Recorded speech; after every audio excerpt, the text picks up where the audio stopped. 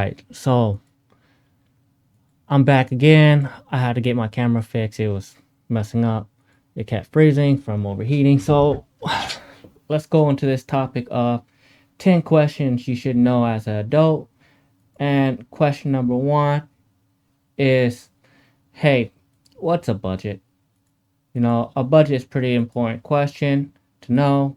So what's a budget? A budget is your finance and how you handle your money. So I generally like to break my budget into 50-20-30 rule, which is 50% goes into my essentials, which essentials are housing, utilities, and groceries. And then my 20% goes into my retirement and my savings, and 30% I break into whatever else or the unessential things. And that's where you need to break it into what you think is essential, and what you don't think is essential.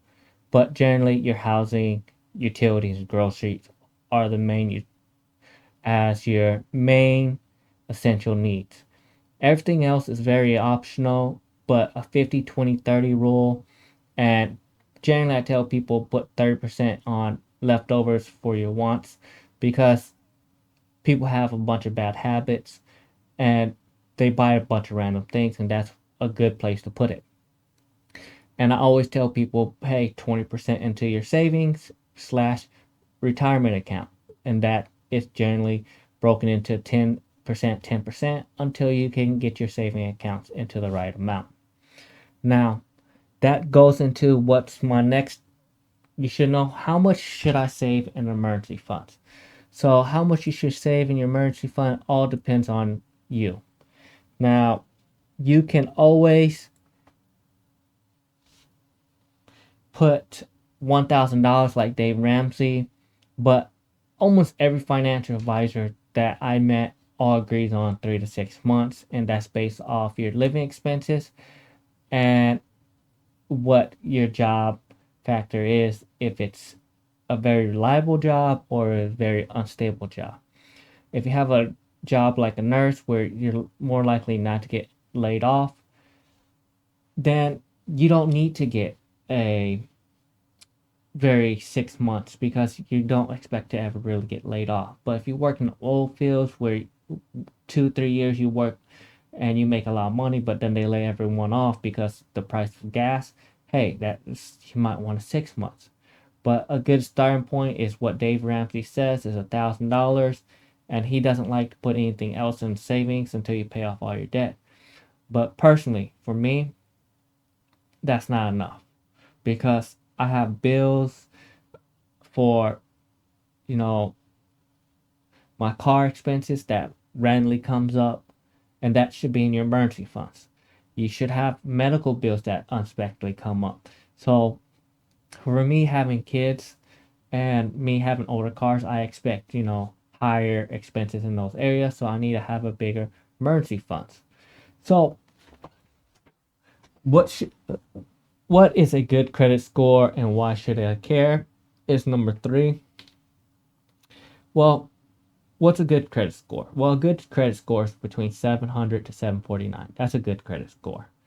Now, on average, what I see everyone credit is 650 to 690 on average, what I see, and bad credit's anything under 500. Now, well, anything under 600, they'll probably consider bad credit score, to be honest. Now, why is it important? Well, your credit score tells you how much interest you pay, and they'll give you better interest rate if you have a better credit score. You have bad interest, you're higher risk, so they make you pay more money in interest, and that's just how it is. How can I improve my credit score? Well, you really need to talk to a financial advisor how you improve your personal credit score.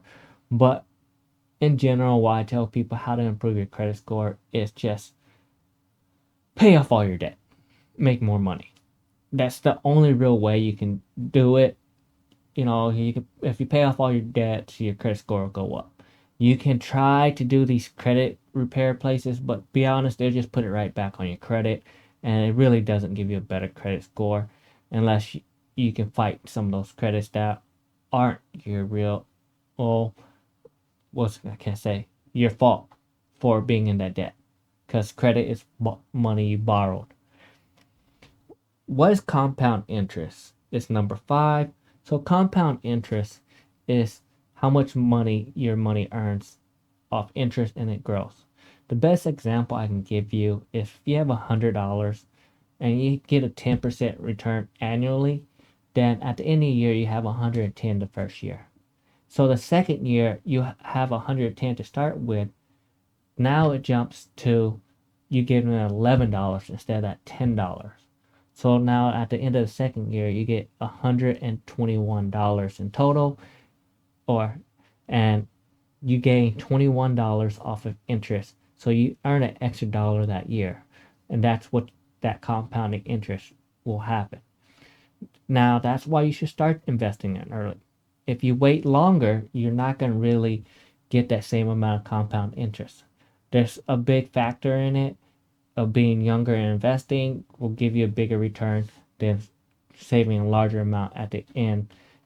And to be honest, it's just easier to do a 10% of investment into your retirement account with your jobs, and that will pretty much settle everything if you do it from the get-go. And if you don't pay attention to it, you should be able to retire.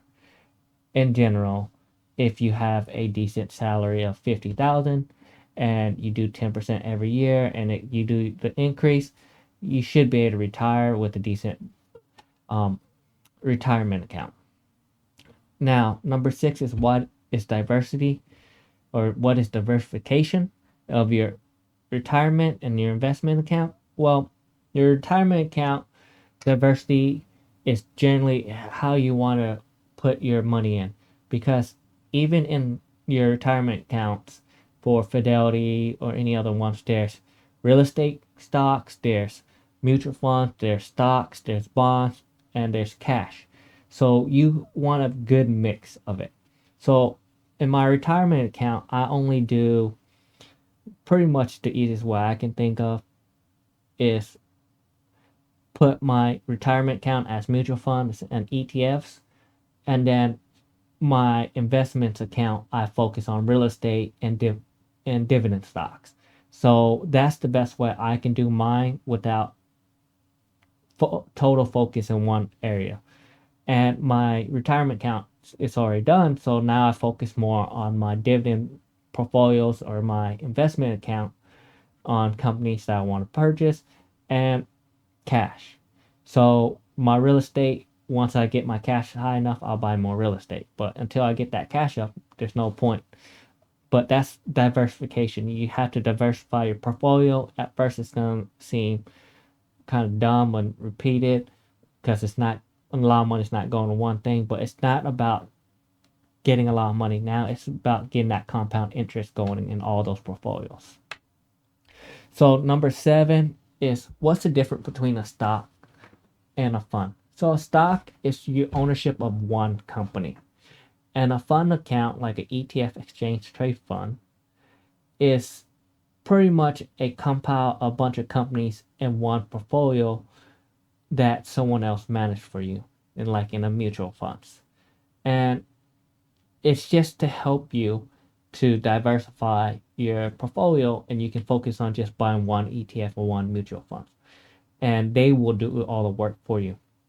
Where stocks, you're picking the individual one and creating your own portfolio.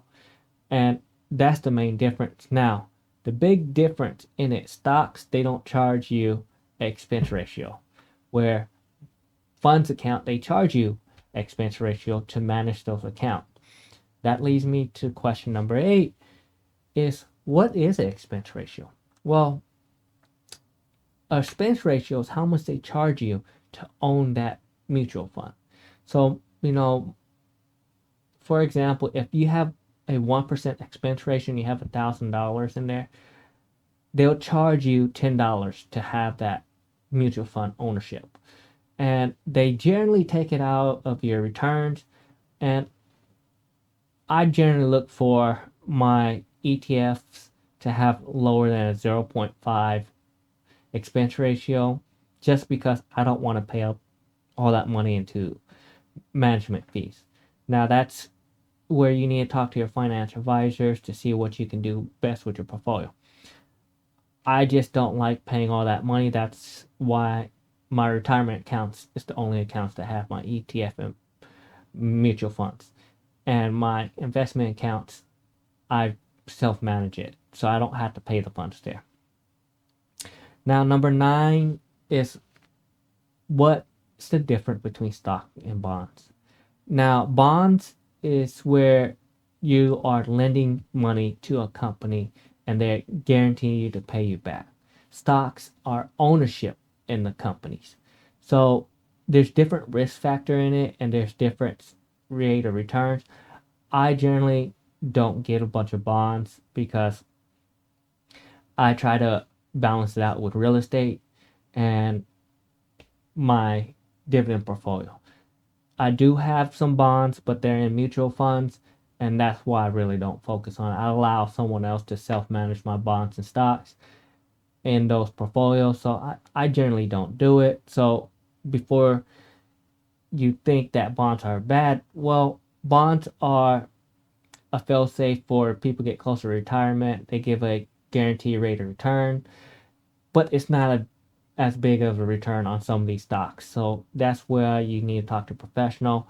And I don't even do with bonds because I don't want to lend money. I want to own a piece of the company. Number 10 is how much should I invest? Well, you should have in your savings slash investment 20% of your income. In general, that's what you should do. So if you make $100,000 a year, that's $20,000 a year that you should be putting into a savings or a retirement account.